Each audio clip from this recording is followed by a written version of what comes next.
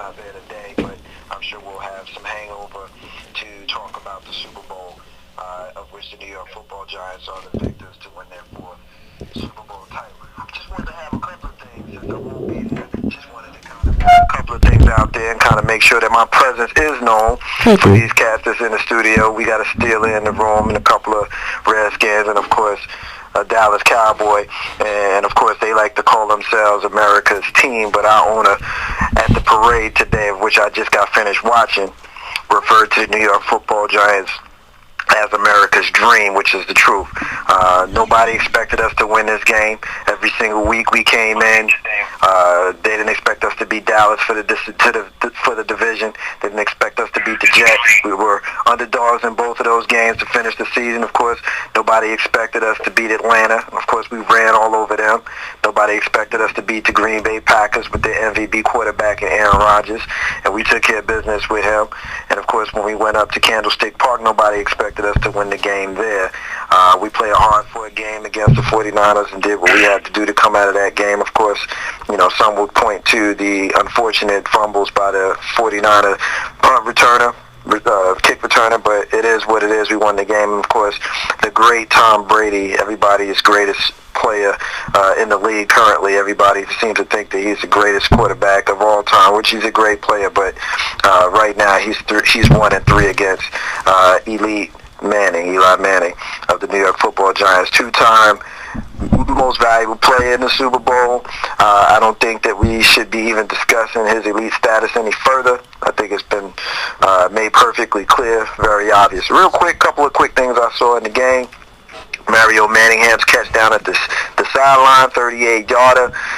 That was an amazing catch, reminiscent of the great catch made by David Tyree in Super Bowl 42 a couple of years ago against those New England Patriots. Great catch. I had the opportunity to travel from Richmond, Virginia to New Jersey to visit my family, so I got to watch the Super Bowl with my family. I got a cousin that plays for the New England Patriots, and so of course we had a lot of Patriots fans in the house, a lot of Giants fans in the house. It was a great event. Got an opportunity. Generally, I like to watch those games alone with nobody around me, but it was good. It was good to be there with the family and to enjoy that energy and that vibe and everything. And of course, when Ahmad Barshaw took the ball from Eli Manning to score what ended up being the game-winning score, everybody's kind of looking like, what the heck's going on? Why is he not just running in?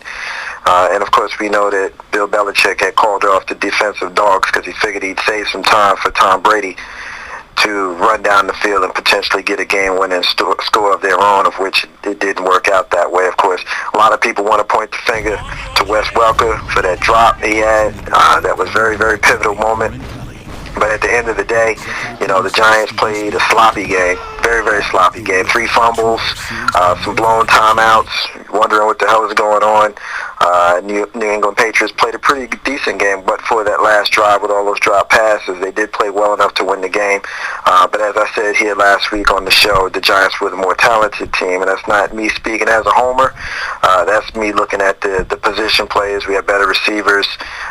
You know, you can argue that the coach and the quarterback is a wash. We had a better defense.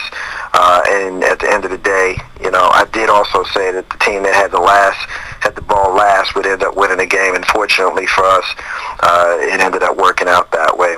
So it is what it is. The Giants are now 8-time National Football League champion, 4 National Football League titles prior to the merger, prior to the first Super Bowl in 1966. And now with 4 Super Bowls, that makes 8, with Eli Manning with 2 Most Valuable Player awards. That makes him on his way to being fitted for that jacket to walk in the Canton 5 years when he's done playing. So it is what it is. I wish I could be there to kind of go back and forth with you guys on this, but unfortunately I'm not. I will be back in the studio next week to talk a little bit more about the Super Bowl. I'm sure there'll be some hangover. We'll be talking about the National Basketball Association. We're going to expand our basketball coverage, and Carlton and Big Rube, of course, will be bringing you what do you think about it, as well as a fishbowl. And of course, we'll have a fishbowl segment later on here this evening. So for Carlton Banks and Big Rube and our guests that we have there in the studio today, this is your man Marcus J. signing out. Ain't no half stepping. In the immortal words of Bob Marley, in the abundance of water, the fool is thirsty. I'm out. I'll be back next week. Peace. You know what? I am so glad that was a recording. No, because that was a correspondence from far away. But my thing is this: I'm just glad it was a recording because had he been live, cut his mic off. Well, he's the host of the show. You can't cut his mic off. No, but I still would have been looking for a way to cut his mic off. Cut the recording off. I mean, he still can't cut the recording off. The studio engineer is still coming. He's coming through still after that rant. He's put his imprint on. Ain't no half stepping. He won't half stepping with that rant. You know what? Forget that. We're gonna come back to the Super Bowl because we all know what happened and what won and who won and how they did it. Let's talk about some NBA. Kdub, what's going on, bro? What it is, people. Hey, man, y'all cats better be glad Mark ain't in the studio. You ain't know. If you didn't know, you better ask somebody. I did not want to see him today. He'd have been in here looking like, man, all I got to say, I ain't get on his hype because he always get on me about that. All I said. Hey, man, be glad that I ain't in the studio. I'm doing the NBA because, bro, hey, baby, this is a Big Blue Tuesday. Like I said last week, the running game will get the victory, and the running game got the victory with the crazy, not really wanted touchdown by Bradshaw, but it happened, and that's the difference in the game. I say this, man. That last, let's say the last two possessions with Dallas or with Dallas. Wow, what the hell is wrong with me? With the Giants going in and scoring on a running play, and then we know how you really feel about the Cowboys. Our defense hold it down on that last possession. That's just the epitome. That summed up our whole season. You know, coming back from being down, Eli Manning, you got Ahmad Bradshaw showing how tough he is. I mean, granted, I didn't want him to score, but, you know, hey, so be it. Super Bowl champions after today, you know, nobody else can talk about football until August, so, you know, I'm happy. No, we'll talk about it in April. Grizzly going to be quiet because I can't say nothing. We're going to talk about it in April during the draft. So, Marcus and I, we got a ritual where we go watch the first round of the draft over some delectable delightables, and we'll just say it like that, all right? But we will talk football then. But right now, what's going on with the greatest Laker of all? Not in my book. That's what Shaq said. That's not in my book. That is the greatest Laker. He would never be the greatest Laker in my book. Look, K, go ahead, K. K-Dub, get in him, K-Dub. Get in him. This will be a question that really, you know, it just goes to what you like. You know, maybe Big Boo, his opinion may be different from another Laker, but last night Kobe Bryant passed Shaquille O'Neal with 28,596 points as a Laker, and by doing that, a lot of people are questioning or wanting to know who's the all-time best Laker of all time. You know, some people may say Magic. You know, some people will say Kareem. Some people may say the logo, Jerry West. You know, you can go through a number of different people. Elgin Baylor, Wilt Chamberlain, and let's not forget Kareem. Kareem does hold that scoring title that I don't think anybody's going to ever break personally. But in your opinion, who would you label? Give us your top three. Give us your top three. Top three best all-time Lakers. I would have Magic at number one. Thank you. I will go with Jerry West at number two, and Kobe Bryant at like 2A. Oh, that's how I look at it. Really? Man, I can't stand Kobe. All right, haters. First of all, For Kobe. that's hate. First of all, For Kobe. Big Rube in the house, and let's just be real about it. Magic is at number three. What? Magic is at number three. Kobe is at number two. And the big man himself, Kareem. And this is why Kobe. Thank you, Kareem's K-Dub. number Thank one. you. And I'm gonna break it down to you. It's as simple as this.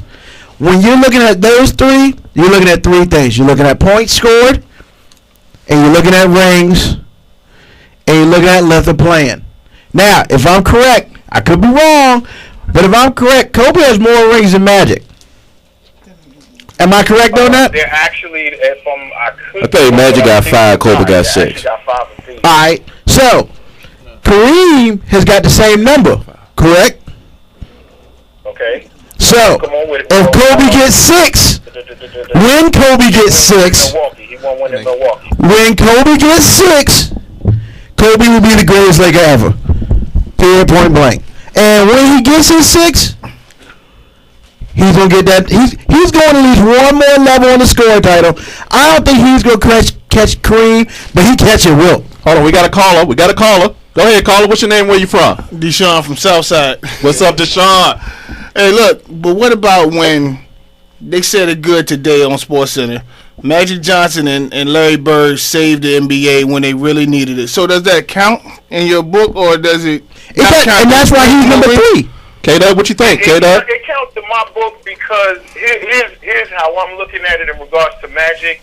Because of the fact that you're correct, him and Larry Bird basically saved the NBA at a time when the NBA was not really as popular as it is right now. But I'm just looking more of his effect on the game. You know, I was fortunate enough because of my age. I saw Magic in his prime, and it's different from, let's say, Kobe Bryant. Yes, we do know Kobe Bryant has an effect on the game, but it's more of from the scoring perspective, and earlier in his career, the defensive prowess that he would have. You know, he's been elected, you know, all defensive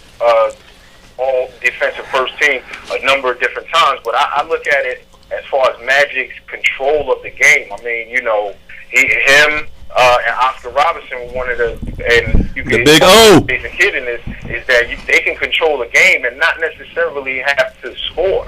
Right. From the rebounding, from the assist point of view, and also with Magic, if it wasn't for Magic Johnson, Kareem would have retired 5 years earlier than when he did. True. However, the only person in the NBA who is more cold-blooded than Kobe is MJ. True. Now, if you sit here and say that Kobe's number 2 on the cold-blooded list, Larry Bird today said that LeBron's the best player, but if I had to go into a winning situation where I need to win, it's Kobe Bryant. And that's from the man who helped save the NBA. So how can you sit here and say, I mean, he could have picked Magic, and he probably would pick Magic sometime. I'm not familiar with the actual way that the question was posed to him, because that I'll say this: it seems as though that question was posed to him in regards to current players, because you that's didn't correct. say, you know, LeBron James. You know, I'm thinking more of within the Laker organization over time. I mean, look, you may have a cat that may call up in here and say Elgin Baylor. Because we all know, if you really know basketball, Elgin Baylor was a cold-blooded dude, and Elgin Baylor was the prototype of Dr. J. True. Michael Jordan, True. And Kobe Bryant, LeBron James. You know. But do you think Elgin Baylor is colder than Kobe? Depends on what you want. You think he's colder than Kobe? Like I said, it depends on what you want. Who's that, Elgin Baylor? Yeah. Hold on, we got another caller. You know what? That's subjective. I can't necessarily say that I saw Elgin Baylor live. But from what I've heard and the little things that I've seen for his time, he was cold-blooded. Well, hold on. Oh, as well as Jerry West. Come on, man, the logo. All right, Kdub, we got a caller. Caller, what's your name and where you from? Hey, yo, this is Jack. Yeah, I just wanted to call and talk to the guy that said that, who he say was the number 1. He said Kareem. Okay, now the number 1 Laker, when you... I want anybody to be asked that question. When you think of Lakers franchise all time, who do you think of? Everybody's going to say Magic. Kareem wasn't a lifelong Laker. A lot of them points, he had the most points. He actually had the most rebounds. But all of them didn't come with the same team. True. Magic was drafted by the Lakers. Yep. Magic had coached with the Lakers. Yep. Magic It was horrible, too. It was terrible. But I'm saying the man... all-time assist leader for a long period of time before John Stockton. Magic is the Lakers. Jerry West, after he stopped being a player, he went up into the front office and built some championship teams for the Lakers. So you could never put Kareem before them because now he's simply because he's not a lifelong Laker. He's slumming in Memphis now. But but at the same time, he helped build championships for the Lakers with Memphis by giving away Paul Gasol. I mean, I understand that. However, I love Kareem. None of those people you mentioned has more rings than Kobe. They may have the same amount, but not more. Before he got number 5. But see, it is a team sport, and so Kobe didn't deliver those rings all by himself. And I would say his earlier rings was more because Shaq had a lot more to do with it than Kobe did. His early rings.